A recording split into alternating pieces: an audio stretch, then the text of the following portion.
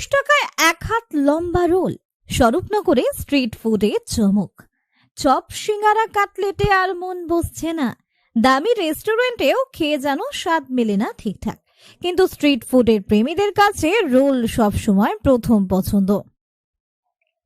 Egg roll, chicken roll, আর যদি সেই role হয় অস্বাভাবিক বড় সাইজের, তাহলে তো আর আকর্ষণ আরো বাড়ে।